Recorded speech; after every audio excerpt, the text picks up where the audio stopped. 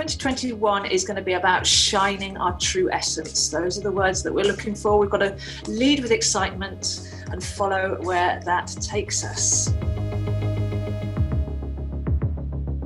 We have a very meditative card. So this obviously is indicating that we need to go in and find the meaning of everything that's happened in 2020 and not rush into things. But the whole year starts off with a feeling of going within and finding center.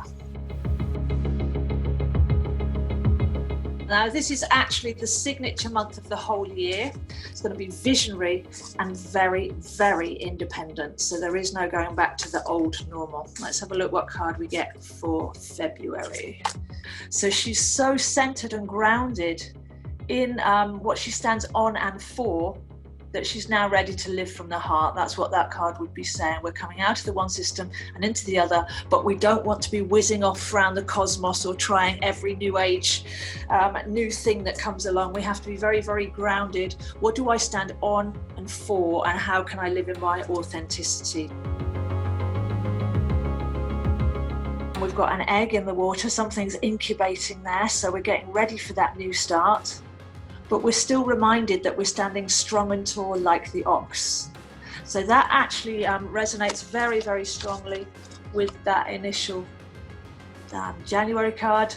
We've got to be rooted and strong, but we've got to actually be very meditative and attuned to our soul as well. This is going to be a year to contact with the soul and to let go of the personality.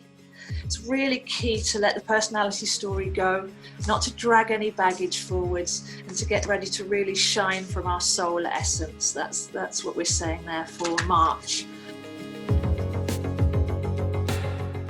This is a completion of a cycle. Something's complete. We've got the sun and the moon in the sky there. So we're getting a picture here that it's not too frantic, it's not too hectic. But we are being called in to live in a different space, to really be our true selves, spend more time on the inside, and to consider our soul purpose rather than living in the head. So this is lovely. When water flows, it finds its natural course. We've been pushing, we've been trying, we've been struggling to survive for so long, and this feels like a relief. But we've really got to learn to just open up and be grateful for our talents and see where the flow leads us. You should look at all the talents that you've got, how grateful you are for them, and then see if they're leading you in a different or more appropriate direction. Master manifestation. Doesn't get much better than that. So there's actually a practice called quantum manifestation, which is holding a frequency in feeling, and feeling it and being it long enough that you start to attract on that frequency. So this goes really well with this card. Can we connect to our potential in May? And gratitude is a very high frequency, and then actually start bringing it in by June. So it looks like things start to actually pick up and activate by June. So with relationships, what's going to happen hopefully is people will start to see the soul of the other rather than the personality of the other. And people can actually find a sacred middle ground in their relationships, even though they're actually quite different. So this looks very good for relationships, and Cancer is the sign for July, and they're very involved with their love and their relationships.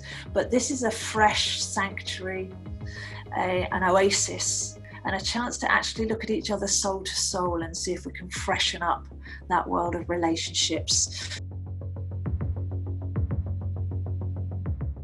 More water. Look at how fluid this year is. We're freshening up our energy and our perspective, then all of a sudden the floodgates open, and we'll really be able to see where we're heading with that now. So the key in 2021 is to choose a happy lifestyle every day, where your energy is rewarded, and not to work out of obligation or fear. And that will guide us to the right people, the right situations, where we're jumping out of bed in the morning, happy to contribute and to share. Oh, my favourite card in the whole deck. Does it get much better than that? It's called Ecstasy. So we're going to be hopefully really connecting to that happiness, dancing our life into being, and really finding that we can be in the moment And every moment can be pleasurable when we're aligned to our passion and our excitement. When it's the autumn equinox, we go inwards, and we naturally, as the sun sets on the year, we naturally get called into our cave to do the inner work. So here the bear calls us into the cave on a bit of an initiation as we've had the summer outwards, and now we go in to do the inner work again. But I feel that this will be very, very empowering inner work given the lessons that we've learned each month. But it looks like we've got some big initiations coming in October.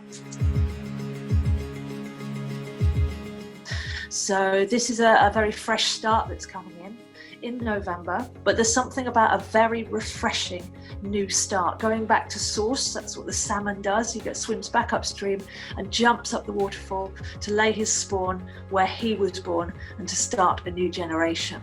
So we're going back, we're going to source. There's a sense of simplicity and coming home in November. From the winter solstice to the summer solstice, from the summer solstice to the winter solstice, it doesn't have to be a battle, but they are inherently different. So I do feel that we've got the first half of the year is fairly quiet and meditative, learning how to manifest and completing business.